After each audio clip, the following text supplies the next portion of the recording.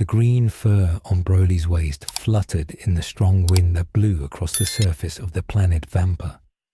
The planet was a harsh place, with jagged rocks and deep canyons that looked like scars on the face of the world. The air smelled like sulfur and old dust.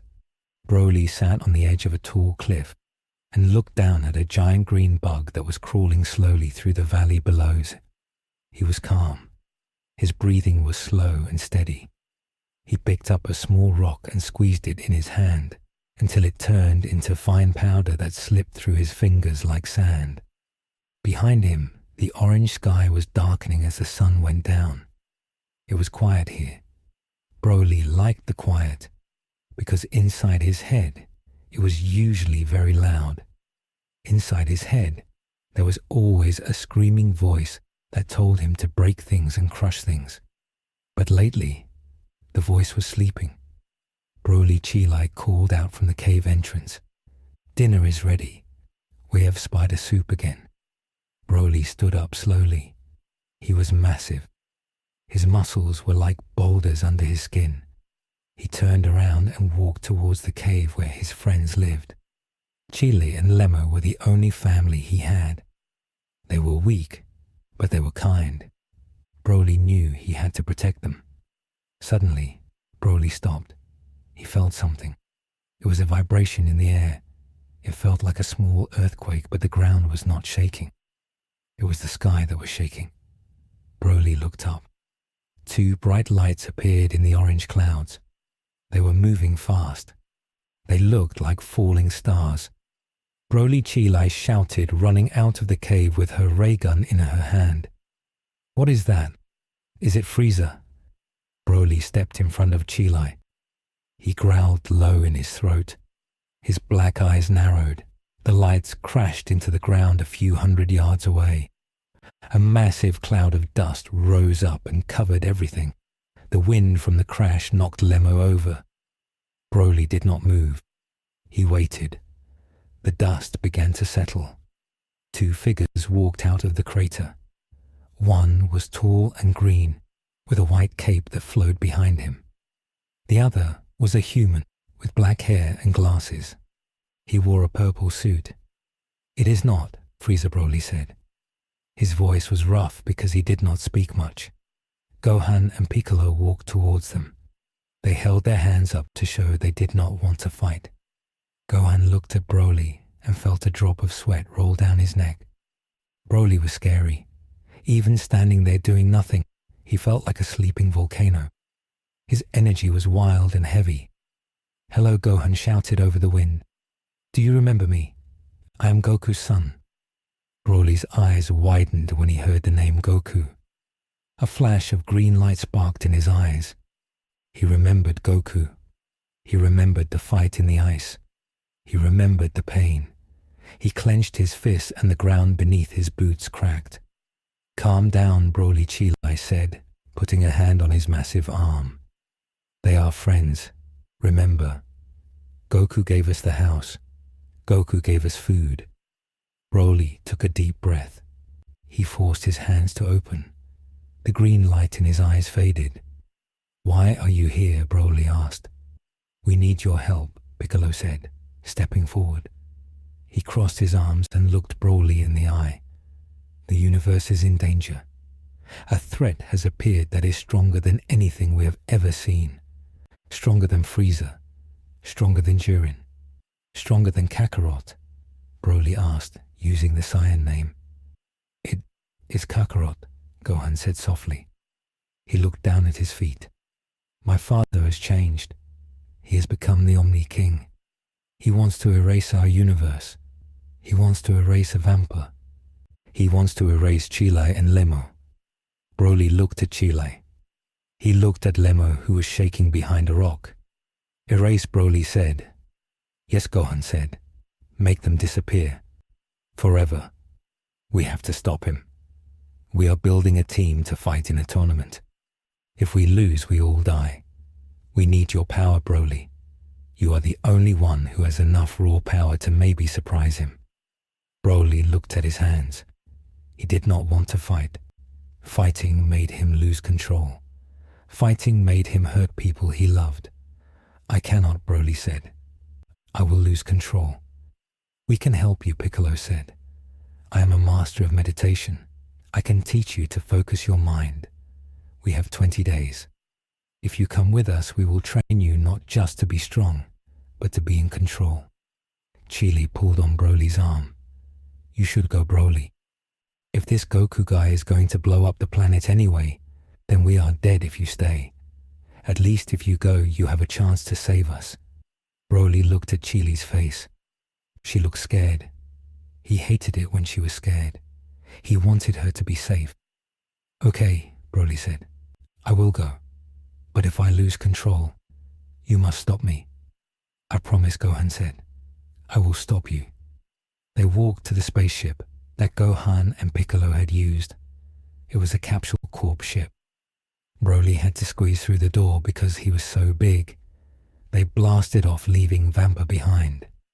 Meanwhile, in the Palace of All, the atmosphere was cold and sterile. Goku sat on his stone throne. He was not moving. He was staring at a single point in the air. He was watching the movements of every atom in the palace. He could see the dust motes floating. He could see the energy flowing through the walls. The Grand Priest walked in carrying a staff. He stopped next to the throne. My king, the Grand Priest said, the preparations are going well. But Universe 4 is plotting against us. The god of destruction, Quitella, is trying to form a secret alliance with Universe 9. They plan to attack you before the tournament starts. Goku blinked slowly. His silver eyes did not show any surprise. Quitella is a rat, Goku said. Rats like to hide in the dark. Shall I erase them, my king, the Grand Priest asked. No, Goku said. Let them come. Their fear makes them desperate. Desperation leads to mistakes. I want to see them try. I want to see their faces when they realize that their schemes are useless against absolute order. Goku stood up. He walked down the steps. His blue robes made a swishing sound on the floor. I am going to the garden, Goku said.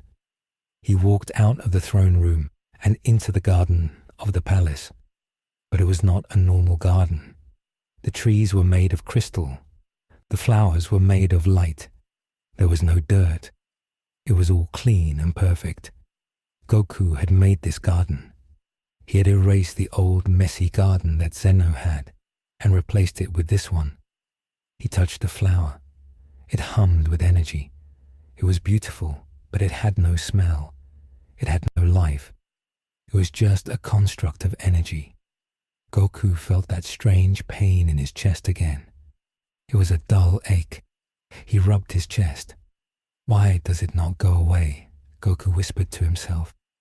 The Grand Priest said it was a phantom pain, but it feels real. He closed his eyes and tried to meditate, but instead of emptiness, he saw flashes of blue. He saw a blue sky. He saw green grass. He saw a smile. A woman with blue hair holding a baby. Bulma. Trunks. Goku shook his head violently. The image shattered like glass. No, Goku said. I am the Omni-King. I do not have friends. Friends make you weak. He raised his hand and pointed it at the crystal flower. Hakai, he whispered.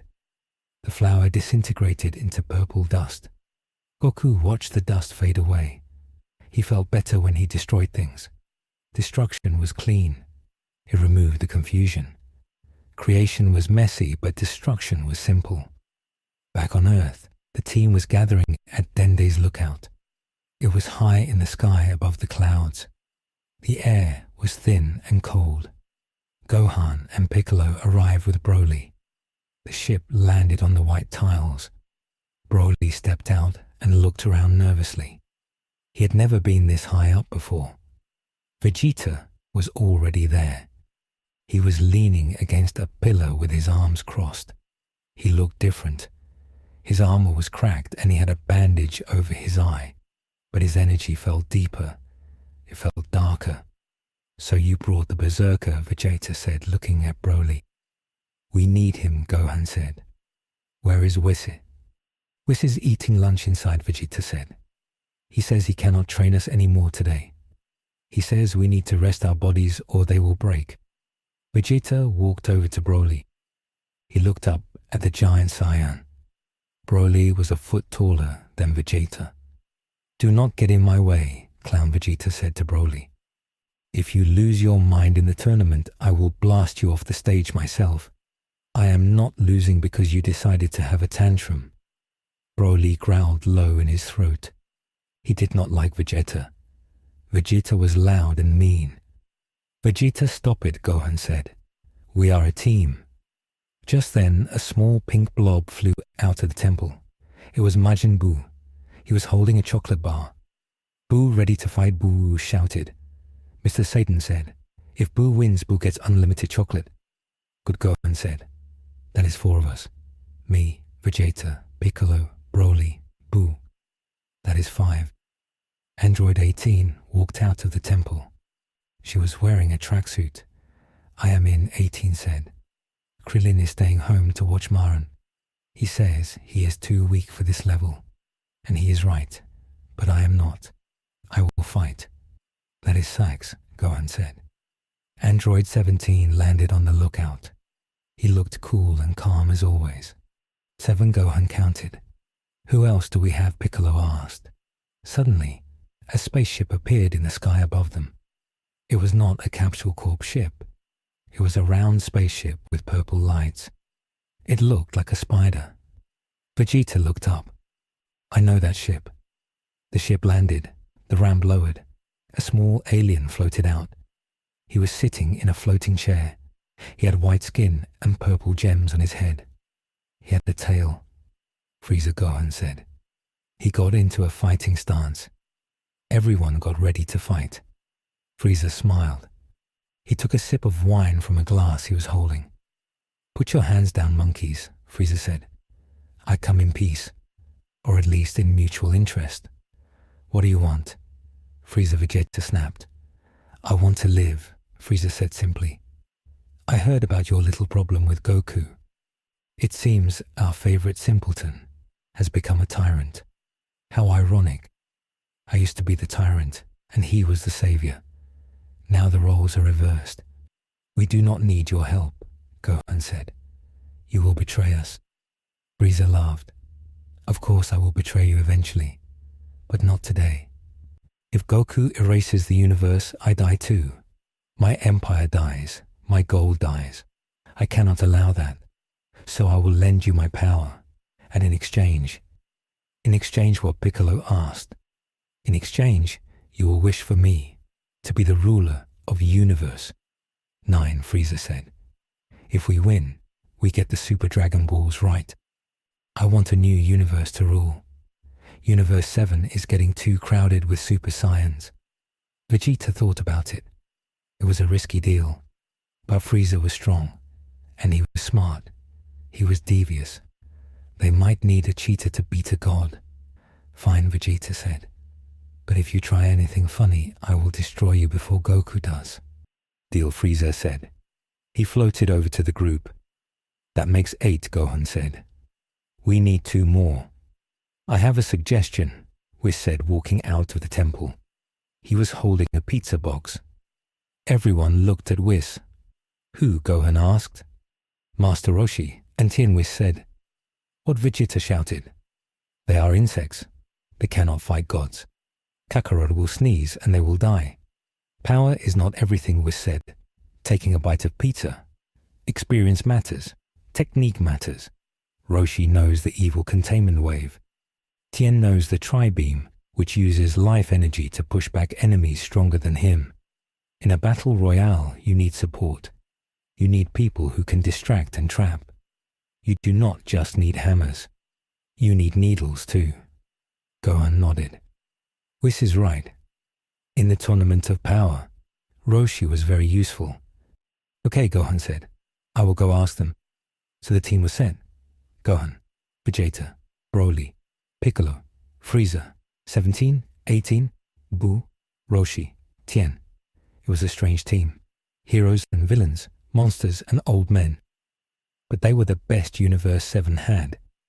While the team on Earth was preparing, the other universes were also moving. In Universe 6, Champa was desperate. He had gathered his team. Hit was there standing silently in his trench coat. Kaba, Caulifla, and Carl were there. Champa was pacing back and forth. "Listen to me," Champa yelled. "You have to cheat. I do not care what the rules are. If you see Goku, do not fight him. Run away. Hide. Let him fight Jiren. Let him fight Vegeta. We just need to survive until the time runs out." "There is no time limit," Vardas reminded him. "It is a fight to the death. Or erasure." Champa turned pale. "Oh, right. I forgot. Well then, we are doomed." He'd stepped forward. His eyes were cold. "I have a plan," he'd said. "What plan?" Champa asked. "I cannot kill him," he'd said. "He is too strong. But I can freeze him. My time skip has improved. I can trap him in a pocket of time for maybe 1 second. 1 second," Champa screamed. "What can we do in 1 second?" "In 1 second," he'd said, looking at the Saiyans. "You confuse." Caulifla looked at Kale. "We have the Patara earrings." "Yes," he'd said. "If I freeze him, you fuse. You become Kefla, and then you use your strongest attack. It might not kill him, but it might push him off the stage." "It is a gamble," Kaba said. "It is all we have," he'd said. In Universe 11, the Pride Troopers were training. Jiren was meditating in the center of a volcano. The lava was bubbling around him. Toppo was standing on a rock watching him. Jiren Toppo said, "Do you think Goku is evil now?" "No," Jiren said without opening his eyes. "He is not evil. He is absolute. He has become a force of nature, like a storm. You cannot be angry at a storm for destroying a house, but you can build a wall to stop it." "I will be that wall," Jiren said. He stood up and the lava parted around him. "I will show him that justice is stronger than order." Back on Earth, night had fallen. The team decided to sleep at the lookout. It was quiet. The stars were shining brightly. Vegeta could not sleep.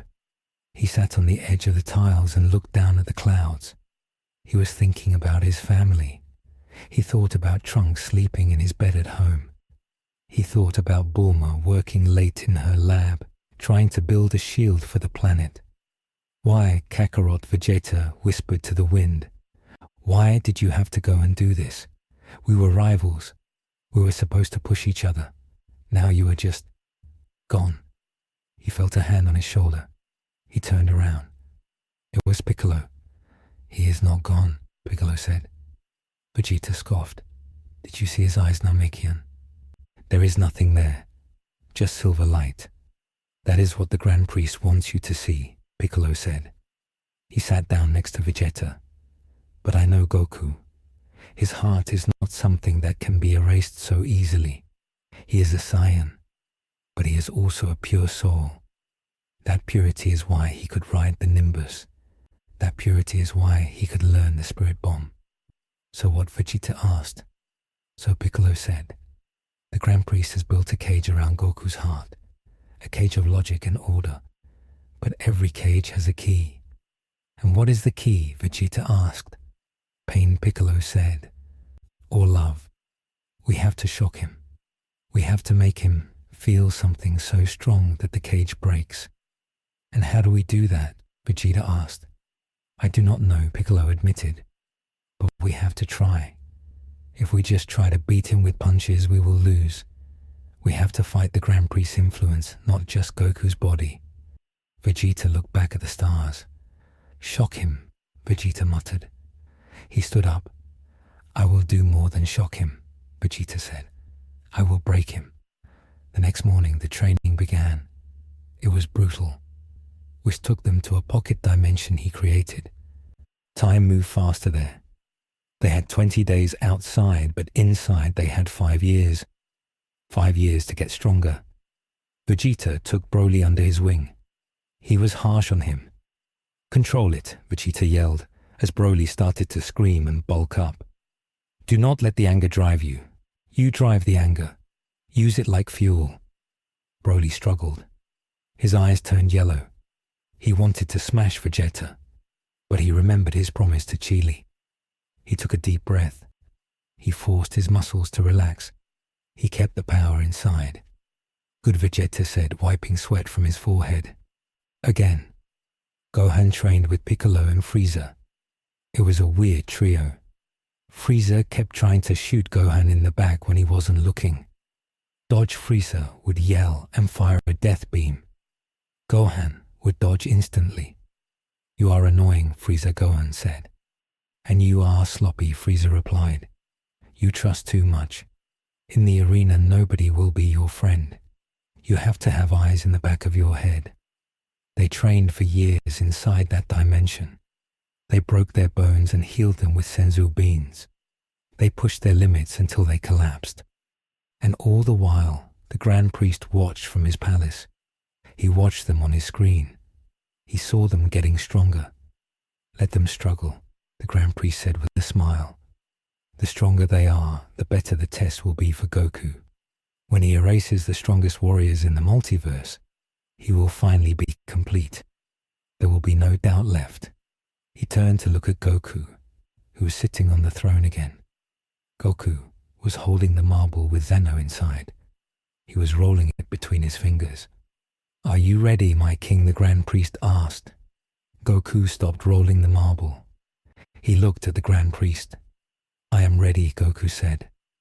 But for the first time in a long time, there was a tiny flicker of something in his silver eyes. It was not doubt. It was not fear. It was curiosity. He wanted to see Vegeta. He wanted to see Gohan. He wanted to know if they could actually do it, if they could actually stop him. Because deep down, buried under 1,000 years of ice, the old Goku was still there, and he was hoping for a good fight. The 20 days passed. The day of the tournament arrived. The sky above every planet in the multiverse turned purple. A giant projection of the Grand Priest appeared in the stars. Citizens of the multiverse, the Grand Priest's voice boomed. The time has come. The tournament of survival begins now. All participants will be transported to the world of void. On Earth, the team stood in a circle. They held hands. Even Frieza held hands with Jiren, who had arrived to meet them. No, Jiren was in U11. Even Frieza held hands with Roshi. It was disgusting for him, but he did it. Ready, Gohan asked. Ready, everyone shouted. A beam of light engulfed them. They vanished from Earth. They reappeared in the world of void. It was a massive arena floating in nothingness. It was different from the last time. The arena was made of grey stone. There were no stands for spectators. Only the fighters were there. The teams from all the universes were there. Universe 6, Universe 11, Universe 2, Universe 9, all of them. And floating above the arena on a high platform sat the Omni-King, Goku. He sat on his stone throne. He looked down at the hundreds of warriors. He looked giant. His pressure was so heavy that some of the weaker warriors fell to their knees instantly. Welcome, Goku said. His voice echoed everywhere. He stood up. I will not waste words, Goku said. The rules are simple. Survive. If you fall off, you are erased. If you die, you are erased. If your whole team falls, your universe is erased. He raised his hand. Bikin Goku shouted, and with one word, the greatest battle in history started.